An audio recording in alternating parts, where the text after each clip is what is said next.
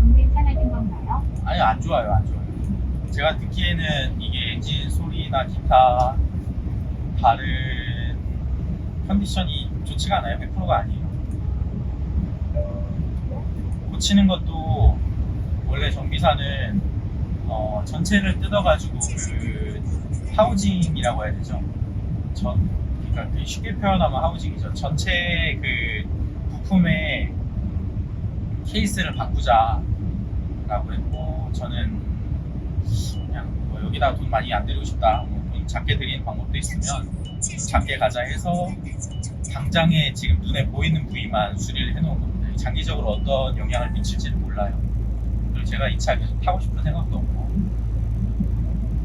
그래서 일단 눈에 보이는 것만 수리를 해놨습니다. 그러니까 아마 그 캠축 쪽이 들어가는 하우징을 다 커버를 다 바꿨으면 800만 원 정도 나왔을 건데, 제가 그냥 약간 갉아 먹었다는데 그 부분 그냥 놔두고 거기 들어가는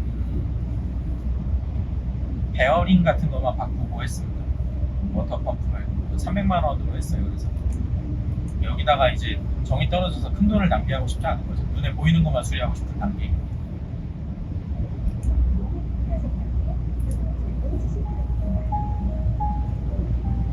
어차피 중고차 단계에서 누유 없으면 그냥 뭐 이상이 없는 차거든요.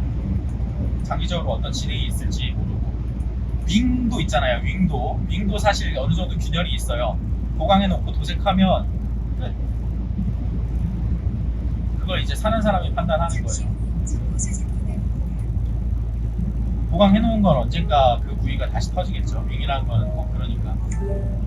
이게 그냥 단순히 저희가 껍데기를 유지하고 다니는 게 아니라 여기다 짐을 싣기 때문에 짐을 실으면 이게 완전히 단단한 철골 구조물이 아니라 어느 정도 유격이 있거든요. 젓가락 같은 것도 이게 굉장히 단단해 보이지만 어느 정도 구부리면 살짝 구부렸다가 원형으로 돌아가잖아요.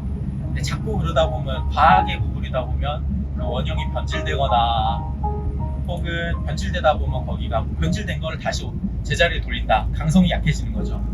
그걸 어떻게 보강을 하고, 그러니까 어디 그 전문적인 대장장이가 그거를 뭐 오류라고 해야 되나? 그런데 올려놓고 망치질을 한다 한들 어쨌든 그 강성이 떨어진 거잖아요. 그래서 이거는 보강을 하면 답이 없어요. 보강을 하면 또 고장이 나요. 근데 중고차 단계에서 이제 보강하고 도색하고 보내버리면 그 다음 이제 사는 사람 판단이지 뭐. 사든가 가격 맞으면 사든가 아니면 사지 말든가. 중고차가 뭐 100% 컨디션이 여기 있어. 그럼 신차지. 그런 식으로 되는 게 이 업계입니다. 그래서 레몬마켓이에요. 중고차 시장이. 제가 차에 대해서 잘 모르실수록 무조건 새 차 쪽이나 새 차 같은 차를 권하는 거고, 한 3년 정도 된 차. 2년 된 차는 이제 딱 저희가 2년 지나고 폐업을 해야지만 저거를 부가세 환급 받은 걸 다시 안 토해내도 되거든요. 1년 지나면 50%, 1년 전에 100%, 2년 지나면 이제 0%. 그래서 2년 되고 나오는 차들이 있는데, 그 차들은 이제 새 차에 가깝다고 하는데 과연 관리가 됐을까? 제때 오일이나 갈았을까?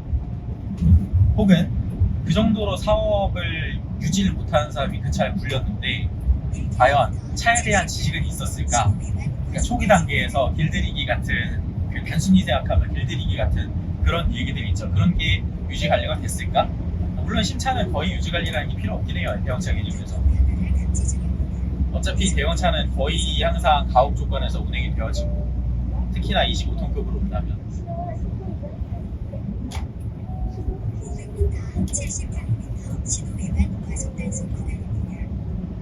그런 부분을 말씀드리고 싶습니다.